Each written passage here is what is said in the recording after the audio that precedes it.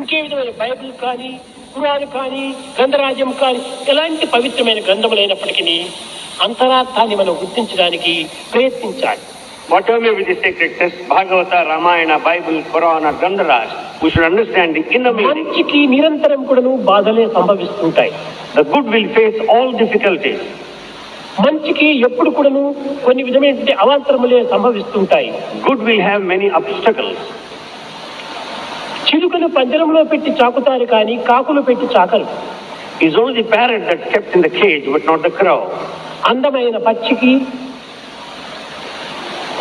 పక్షికి The beautiful బంధన bird ఉంటుంటారు. has got a protection. దాని యొక్క స్వరం కూడాను సుస్వరంగా ఉండేటువంటి దానికి బంధన ఉంటుంది. It's bound, kept in a cage because of melodious voice. కానీ కాకులకు బంధన ఉండదు. Crow is not arrested. దుర్మార్గులకి ఎట్టి బంధన ఉంటుండదు. Wicked people are not kept in any. సన్మార్గులకే బంధన, సన్మార్గులకే కష్టము, సన్మార్గులకే బాధలు, సన్మార్గులకే ఇక్కట్లు. Only good people, the noble people, will have all kinds of difficult problems and troubles. కృష్ణుడు పుట్టినప్పటి నుంచి కూడాను అష్టమి రోజు పుట్టాడు. Krishna was born on the day Ashtami. పుట్టిన క్షణము నుంచి కూడాను అతనికి బాధలే. Right from the moment he faced difficulties. క్షణము కూడా బాధలే. Moment to moment he faced problems. అయితే ఆ భగవద్భావాన్ని ఎవరి హృదయంలో నింపుకుందరో అట్టివారి బంధనలు విమోచన అవుతుంటాయి. However, those that know these divine feelings will be away from this bondage.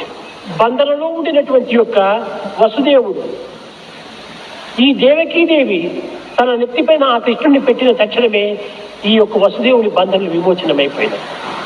Vasudeva, who is bound, the moment Devaki Devi kept the Lord on his head, he is free from the chain. ఎప్పుడు భగవద్భావము శిరస్సులో చేరేనో అప్పుడు తన హస్తములకు గంచుకున్నటువంటి బంధనలు తెగిపోయినాయి. The moment the divine feeling entered into his head, he was completely away from the bond. ఎంతవరకు ఈ కృష్ణుని తలపైన పెట్టుకొని పోయి తిరిగి రేపల్ల చేరేంత వరకు ఎట్టి బంధన లేదు వసుదేవునికి. Vasudeva had no bondage until he reached Repalla, carrying Krishna on the head. అక్కడికి వెళ్లి యశోద ఇంట్లో దింపినాడు. He just put down at the residence of Yashoda. తిరిగి స్వస్థానములకు జైల్లో వచ్చి చేరాడు. Later he returned to jail. సహజంగా బంధనలు ఏర్పడిపోయినాయి. Naturally was bound. దీని యొక్క అంతరార్థం ఏమిటి? What is the inner significance? భగవద్భావము మన హృదయంలో ఉండినంత వరకు కూడా మనకి ఏదీ బంధన లేదు. Means so long there is divine feeling, you are not bound. భగవంతుని వదిలిన తర్వాత సర్వము బంధనే. The moment you leave Lord, everything is bondage. ఇలాంటి పవిత్రమైనటువంటి యొక్క దివ్యత్వానికి అనేక విధమైనటువంటి అంతరార్థాలు ఉంటున్నాయి. Such sacred divinity has several inner significance meaning. ఈ కృష్ణుని చంపడానికి అనేక విధమైనటువంటి ప్రయత్నములు చేశాడు ఈ కంసుడు. Kamsa made many efforts to kill Krishna. కానీ ఒకరికి చేతి చిక్కేటువంటి వాడు కాదు భగవంతుడు. But God will never be in the hands of anybody. అల్ప బుద్ధి కలిగినటువంటి వారికి, People with a low mind, సంకుచితమైన భావములు కలవారికి, those with narrow feelings, అహంకార అసూయలైనటువంటి దేశం కలవారికి the people who are highly egoistic, దుష్ట బుద్ధులంతా కూడా కలుగుతూ ఉంటాయి.